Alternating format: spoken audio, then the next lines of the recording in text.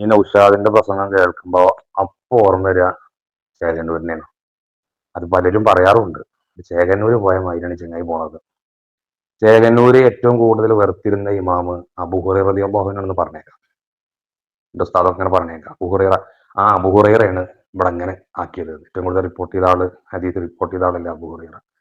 അപ്പൊ ആ അബൂ ഹുറൈറനെ മാന്തിയിട്ട് ഓന്റെ ജഡം ആ എല്ലും കോരി ഇവിടെ ചവിട്ടണം എന്ന് പറഞ്ഞതിന്റെ കുരുത്തക്കേടാണ് പിന്നെ ഈ ചേകന്നൂരിനെ സംഭവിച്ചത്. JCB എല്ലാം കൊടുന്ന് മാന്തണ്ടി വന്നത് അങ്ങനെയാണെന്ന് പറഞ്ഞേക്കാം.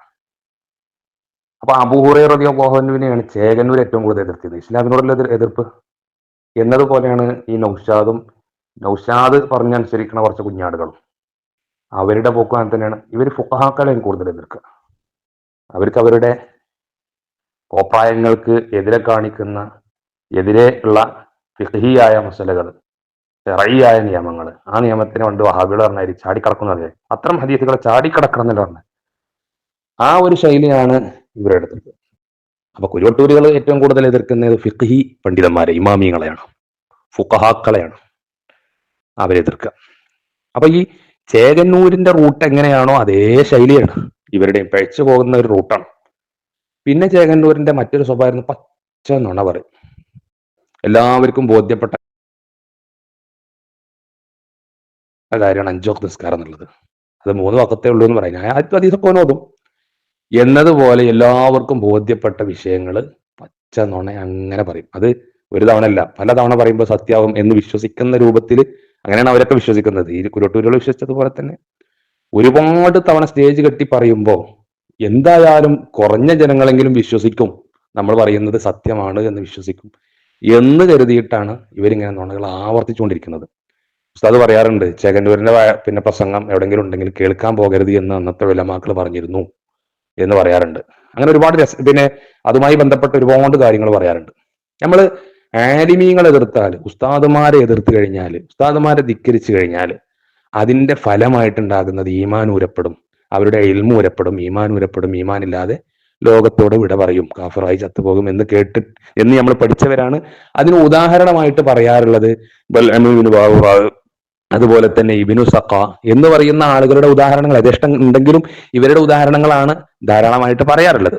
ഇന്ന് നമ്മുടെ മുത്തഅല്ലിമീങ്ങൾക്ക് ഓതി കൊടുക്കുന്ന സമയത്ത് അവർക്ക് ഏറ്റവും കൂടുതൽ കൽബിലേക്ക് കടക്കുന്ന ഒരു മിസാലാണ് നൗഷാദ് ഈ കൂട്ടരി എന്നുള്ളത്. ഇത് വെറുതെ പറയുന്നല്ല, ആർക്കും ബോധ്യപ്പെടും. ഞാനൊരു യാത്ര ചെയ്യണം, ആ യാത്ര ചെയ്യുന്നത് നിക്കാഹിന്റെ ഒരു യാത്രയാണ്. നിക്കാഹ് യാത്രയിൽ ഇങ്ങനെ വണ്ടിയിൽ ഞാൻ നമ്മളുടെ ഈ ഗ്രൂപ്പാണ് തോന്നുന്നത്, ഗ്രൂപ്പ് തുറന്നപ്പോ ഏതൊരു ഗ്രൂപ്പ് തുറന്നപ്പോ ഇതെന്റെ പ്രസംഗങ്ങൾ വിട്ടേക്ക്, ഒരു സാധാരണക്കാരൻ പറയാം പ്രസംഗങ്ങൾ കേട്ടേക്ക്, ഉസ്താദെ ഈ പഴച്ച ചെങ്ങായിന്റെ പ്രസംഗം, സാധാരണക്കാർ ഈ പഴച്ച ചെങ്ങായിന്റെ പ്രസംഗം ഒന്ന് നിർത്തി, എന്തിനാണ് അത് കേൾക്കുന്നത് ഉസ്താദെ എന്ന് വെച്ചാണ്ട് എന്നോട് ഞാൻ പറഞ്ഞ എന്താ വിഷയം, ഇത് ഞങ്ങൾ കേൾക്കുന്നത് ഇത് കേട്ടിട്ട് അതിന് മറുപടി പറയാൻ. എന്തിനാണ് അവർക്കൊക്കെ മറുപടി പറയണത്? എന്തിനാണ് ഇവൻ പറയണത് പച്ച നുണയാണ് എന്ന് എല്ലാവർക്കും അറിയാം, പിന്നെ എന്തിനാ അവർ മറുപടി പറയാൻ നിൽക്കുന്നത്? അതിനെന്തിനാ കേൾക്കാൻ നിൽക്കുന്നത്? കേട്ടിട്ടല്ലേ ഇവര് ഇങ്ങനെ പിന്നെയും കേൾക്കാൻ ആളുള്ളതുകൊണ്ടല്ലേ ഇങ്ങനെ പറഞ്ഞതെന്നൊക്കെ പറഞ്ഞിട്ട് ഈ സാധാരണക്കാരൻ ഇങ്ങനെ വാചാണ്ടാവാണ്. അതായത് അത്രയും നിസ്സാരപ്പെടുത്തിയിട്ട് സാധാരണക്കാർ പോലും സംസാരിക്കണമെങ്കിൽ ഇവന്റെ നുണയുടെ കട്ടി എത്രയാണ് ആലോചിച്ച് നോക്ക്. അതുപോലെ തന്നെ പകൽ പോലെ വിളിച്ചപ്പോ നേരം വെളുത്തു എന്ന് പറഞ്ഞു കഴിഞ്ഞാൽ ഇപ്പം പറയും ഇല്ല എന്ന്. പ്രത്യേകിച്ച് എപ്പിക്കാർ പറഞ്ഞു കഴിഞ്ഞാൽ ഇപ്പം തീർച്ചയായിട്ടും പറയും ഇല്ല എന്നറിയും. അതിന് എത്ര തെക്കീതിന്റെ പദങ്ങൾ ഉപയോഗിക്കണം അതൊക്കെ അവൻ ഉപയോഗിക്കും. എന്നിട്ട് മുമ്പിലുള്ളവരെ കൊണ്ടാണ് തെക്കിയാണ് വിളിപ്പിച്ചു. മുമ്പിലുള്ളവർ പിന്നെ അതിനകത്ത് വിധിക്കപ്പെട്ട സാധുക്കളാണ്.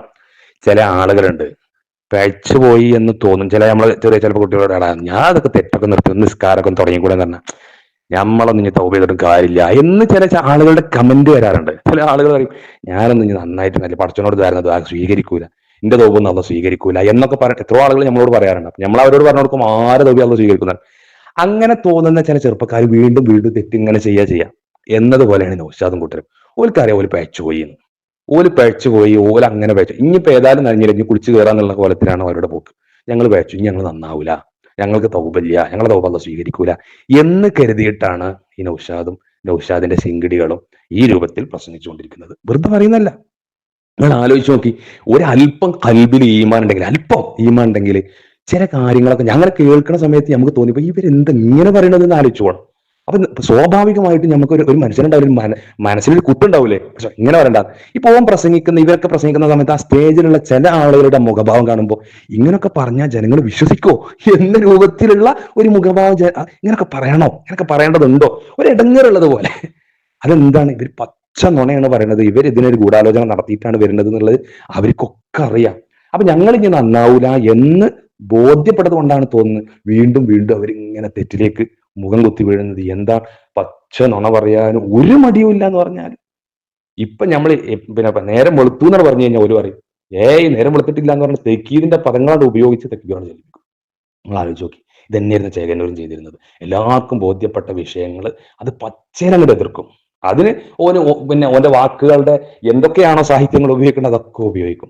ഞാൻ മനസ്സിലാക്കുന്നത് ഇവന്റെ അസുലിലേക്ക് മടങ്ങണമെന്നാണ്. നൗഷാദിനെ സംബന്ധിച്ചിടത്തോളം ഞാൻ മനസ്സിലാക്കുന്നത് അവൻ അവന്റെ അസുലിലേക്ക് മടങ്ങണമെന്നാണ്. അത് ഞാൻ കൂടുതൽ വിശദീകരിക്കേണ്ടതില്ല. അവന്റെ അടിസ്ഥാനം എന്താണോ അതിലേക്കാണ് അവൻ മടങ്ങി പോകുന്നത്.